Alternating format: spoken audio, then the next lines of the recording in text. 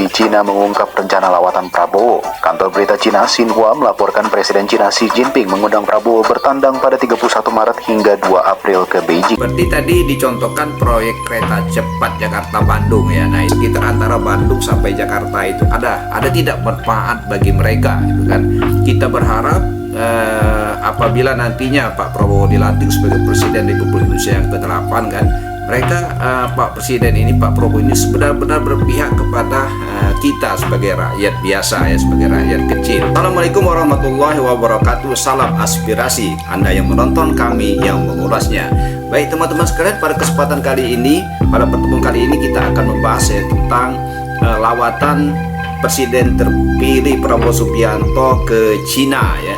Jadi diberitakan oleh harian Kompas.com bahwa lawatan ini merupakan undangan dari Presiden Cina Xi Jinping mulai tanggal 31 Maret sampai tanggal 2 April 2024.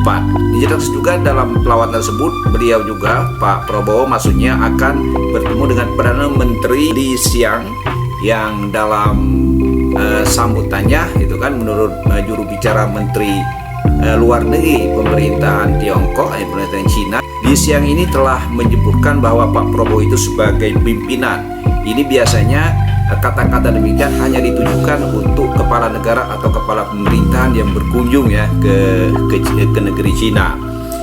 Kemudian agenda yang akan dibahas ini merupakan agenda tentang isu-isu Indonesia Cina, kemudian masalah bilateral dan isu-isu yang menjadi perhatian bersama menurutnya ya.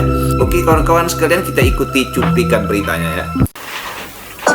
Cina merupakan negara pertama yang akan disambangi Prabowo Subianto usai ditetapkan dengan suara terbanyak. Beijing pun menyebut Prabowo sebagai Presiden terpilih Indonesia. Dalam pernyataan pada Jumat 29 Maret 2024 di Beijing, Kementerian Luar Negeri Cina mengungkap rencana lawatan Prabowo. Kantor berita Cina Xinhua melaporkan Presiden Cina Xi Jinping mengundang Prabowo bertandang pada 31 Maret hingga 2 April ke Beijing. Selain Xi, Prabowo juga akan diterima Perdana Menteri Cina Li Qiang. Dalam pernyataan resmi, Cina menyebut Prabowo sebagai pemimpin. Sebutan itu lazimnya disematkan kepada kepala negara atau kepala pemerintahan. Prabowo dan Li disebut akan membahas hubungan Indonesia-Cina dan isu-isu yang menjadi bilateral dan isu-isu yang menjadi perhatian bersama. Juru bicara Kemlu Cina, Lin Jian, mengatakan Indonesia-Cina terus mempertahankan hubungan kuat. Pilihan Prabowo menjadikan Cina sebagai negara pertama untuk disambangi selepas pemilu semakin menunjukkan kuatnya hubungan Indonesia-Cina. 普拉博沃先生将中国作为当选总统后的首访国家，充分体现了中印尼关系的高水平。双方将以此访为契机，进一步巩固传统友谊，深化全方位战略合作，推进中印尼发展战略对接，打造发展中大国命运与共、团结协作、共谋发展的典范，为地区和全球的发展注入更多的稳定性和正能量。 Sementara itu, belum ada keterangan resmi dari kantor Kepresidenan RI ataupun Kementerian Pertahanan RI soal lawatan itu. Belum ada pula keterangan apakah Prabowo akan bertandang sebagai Menteri Pertahanan atau Presiden terpilih.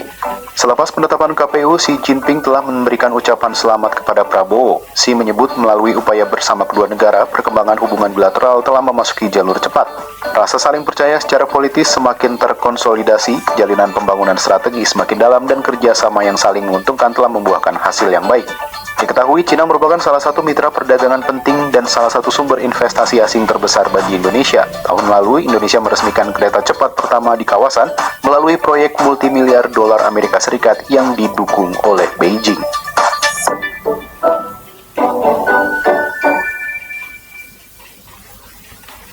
Baik kawan-kawan sekalian, itu tadi ya cuplikan beritanya tentang kunjungan Presiden terpilih Prabowo Subianto ke negeri Cina ya. Semoga saja kunjungan tersebut membuahkan suatu hasil yang sangat bermanfaat bagi kita sebagai bangsa Indonesia. Cuplikan berita ini kita kutip dari harian Kompas.com ya. Silakan kunjungi channel harian Kompas.com-nya, juga channel Korib 28 ya, di subscribe, di like, dan di komen ya. Dapat diinformasikan bahwa kunjungan ini belum ada ya konfirmasi dari kantor kepresidenan Republik Indonesia ataupun dari Kementerian Pertahanan, apakah Pak Prabowo ini berkunjung ke negeri Cina itu sebagai presiden terpilih atau sebagai Menteri Pertahanan itu kan.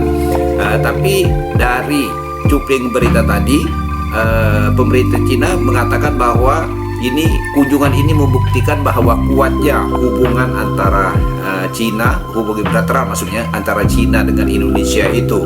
Kemudian kerjasama saling menguntungkan sudah membuahkan hasil yang baik menurut pemerintah Cina kan, bagi kedua belah pihak. Nah, kawan-kawan sekalian, kita ulas ya. Jadi kunjungan ini tentunya bertujuan baik ya. Saya yakin ya secara pribadi Pak Prabowo ataupun secara kedinasan tentunya mempunyai niat yang baik untuk bangsa Indonesia, rakyat Indonesia tentunya. Keberpihakan juga akan berpihak kepada bangsa Indonesia dan kepada rakyat Indonesia. Nah, seperti tadi dicontohkan proyek kereta cepat Jakarta-Bandung ya. Nah, itu kalau kita bisa ulas gitu kan,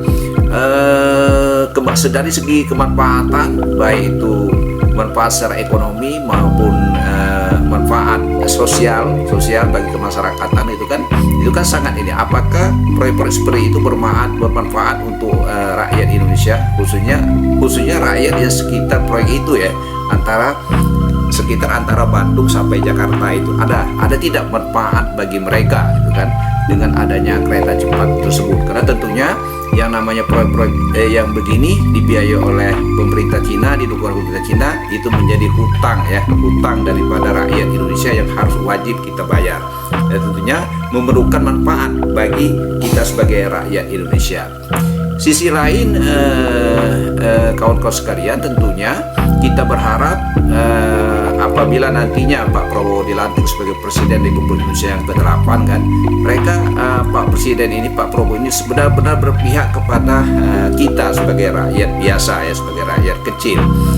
Karena selama ini kita di masyarakat itu berkembang bahwa proyek-proyek yang besar dari Cina itu tidak dalam tanda kutip ya, tidak sepenuhnya menguntungkan bagi kita sebagai bangsa, apalagi bagi masyarakat lokal di sana itu kan. Nah, itu satu pekerjaan yang tentunya perlu dikoreksi ke depannya, bahwa boleh saja investor masuk dari negara manapun, kita sebagai negara non-blok ya, negara kita tidak memihak kepada blok Cina maupun blok Amerika, NATO dan sebagainya, tapi kita non-blok, kita berteman untuk semua bangsa, Tentunya kita memang memerlukan sumber dana, sumber modal yang masuk dari luar negeri, tapi itu syarat utamanya adalah apakah penanam modal itu menguntungkan bagi kita sebagai bangsa dan menguntungkan rakyat Indonesia gitu kan. Pertama sekarang yang dirasakan oleh masyarakat di kelas bawah lah ya, masyarakat sekarang ini sebagian besar masyarakat Indonesia itu tentang masalah lapangan kerja, berapa sulitnya lapangan kerja ya yang kita alami. Sekarang ini kalau kita mau sensus gitu, kalau mau lihat itu kan, mau kita lihat keadaan kondisi pengangguran di Indonesia itu, mungkin di setiap rumah itu pasti ada satu orang yang tidak ada pekerjaannya gitu ya. Boleh kita lihat, boleh kita cek satu persatu ya. Karena kenapa? Akhir-akhir ini memang lapangan kerja ini begitu sulitnya didapatkan. Persaingan semakin ketat, lapangan kerja semakin sedikit gitu kan. Jadi sebagai isu seperti yang berkembang,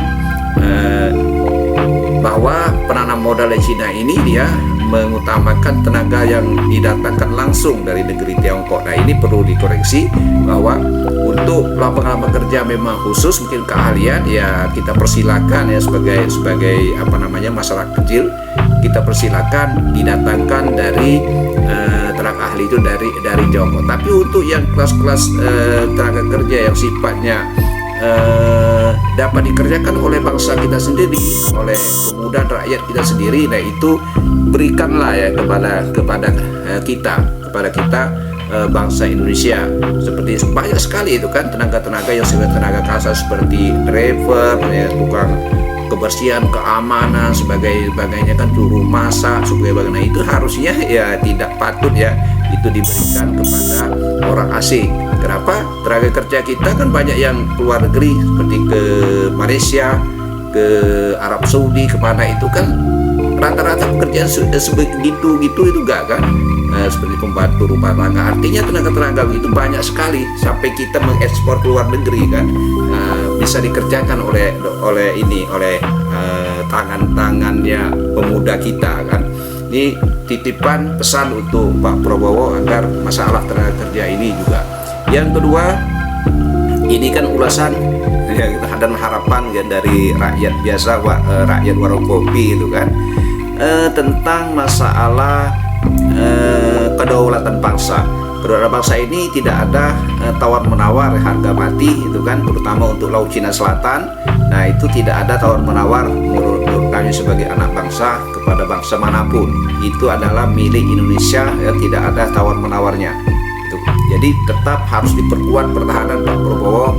Itu kan sudah benar kita membangun pangkalan militer di Natuna, itu kan angkatan laut sana ya, dan kita perkuat angkatan udara, angkatan laut kita itu kan agar bisa memang menjadi tulang punggung keamanan khususnya di Natuna, karena kepentingan dari Tiongkok kayaknya dia mengklaim sendiri itu kan bahwa laut itu milik dia, Laut Cina Selatan itu kan, yang tidak sesuai dengan hukum internasional. Nah, itu tetap tidak ada tawar menawar untuk kedaulatan bangsa Indonesia di Laut Natuna.